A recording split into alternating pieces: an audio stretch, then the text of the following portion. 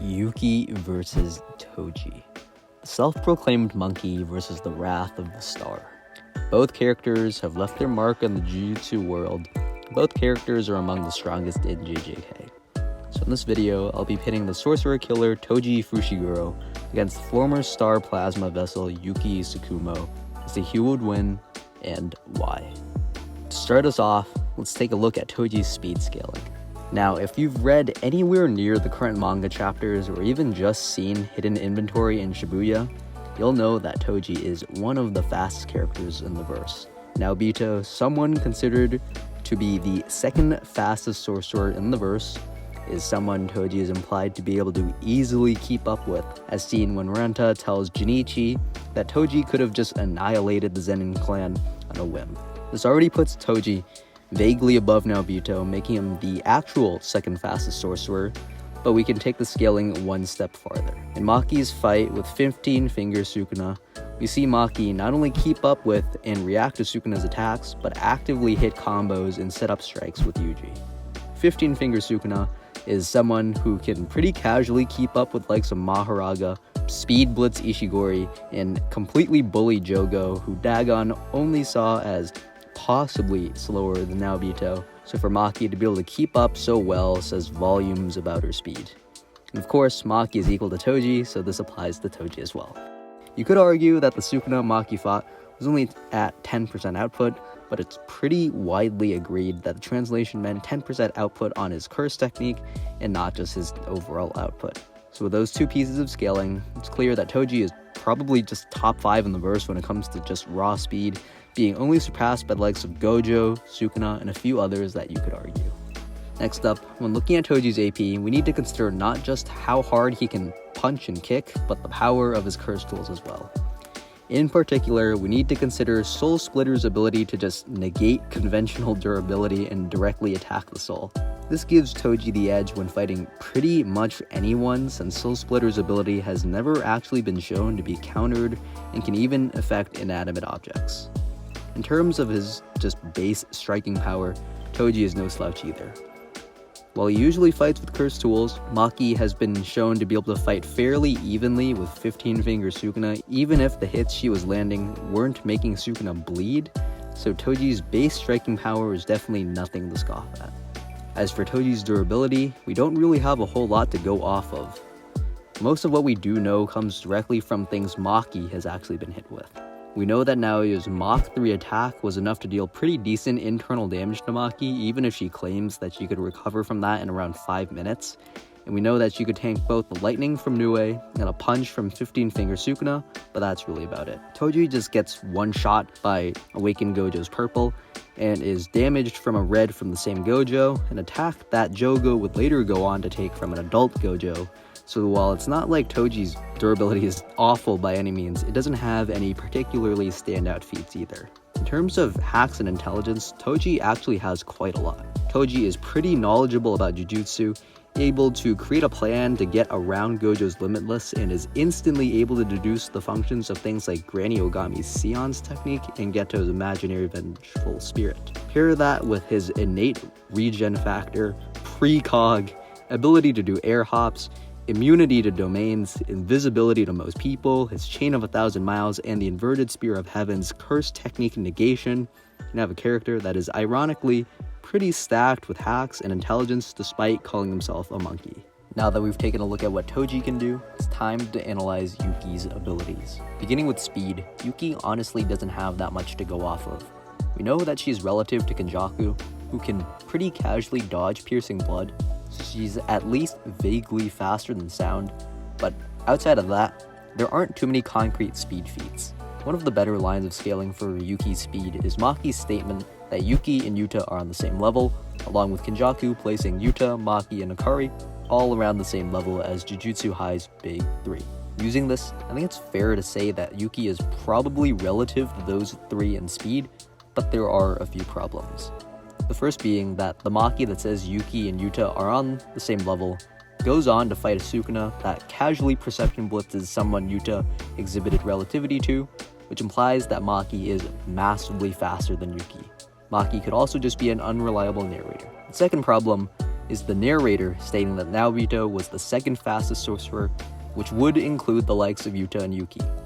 Using this statement, it would appear that Toji would just be massively faster than Yuki.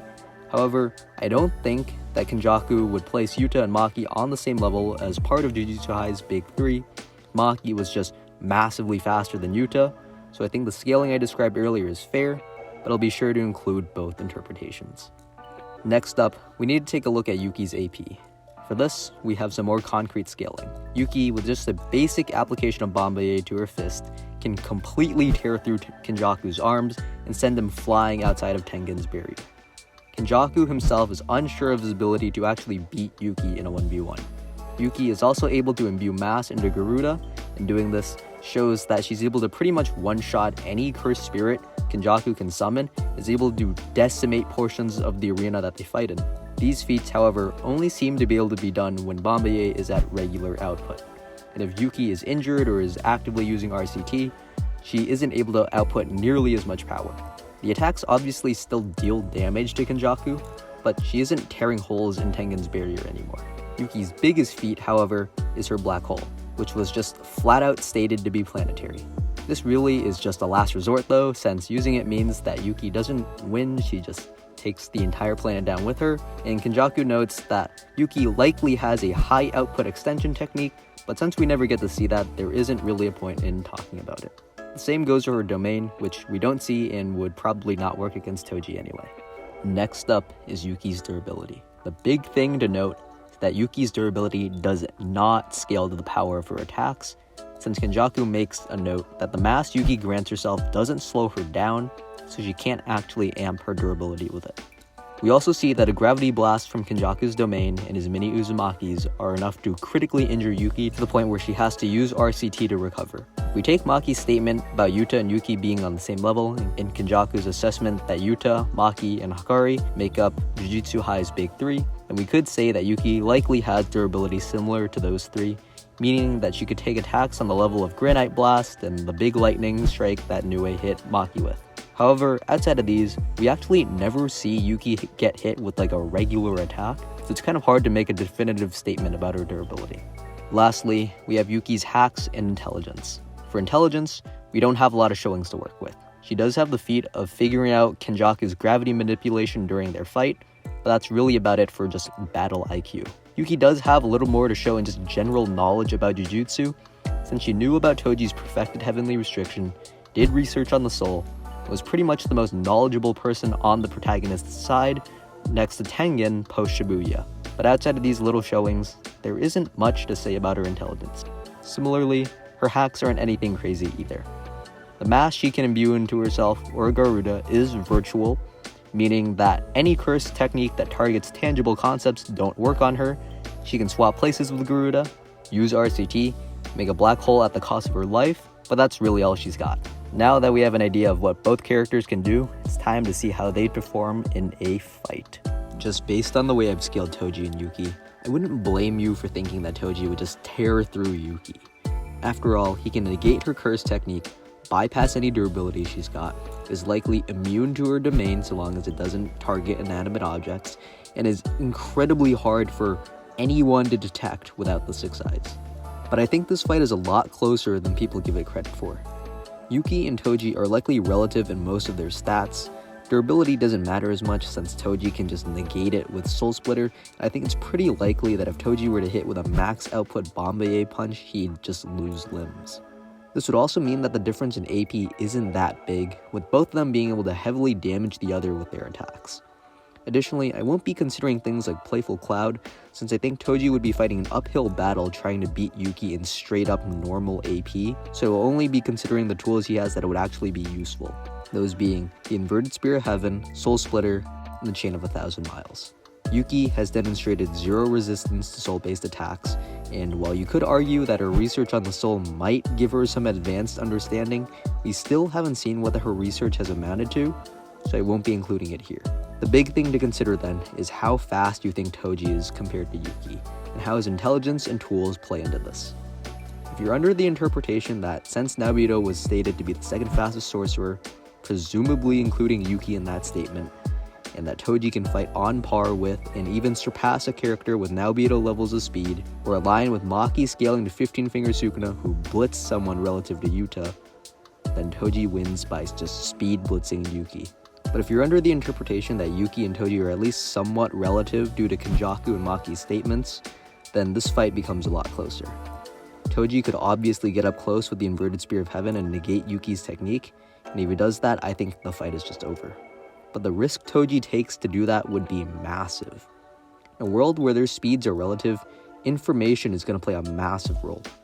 Even someone as knowledgeable as Kenjaku couldn't get any information about Yuki's technique, so I doubt Toji would have any knowledge about it.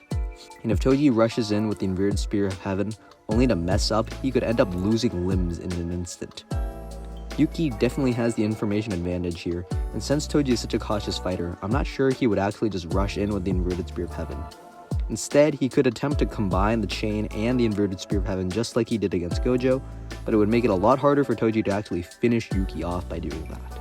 Meanwhile, Yuki has Garuda to also extend her range, cause massive amounts of destruction to the area, possibly throwing Toji off. But at the end of the day, I think the thing that'll ultimately decide this fight is Toji's invisibility.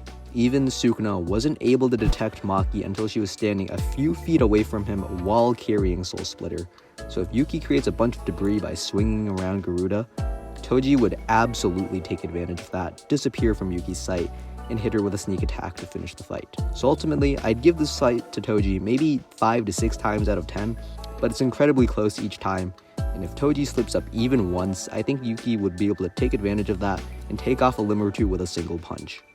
This fight is incredibly close, and I think it would be disingenuous to say that either fighter stomps the other, since they're both so strong in their own right.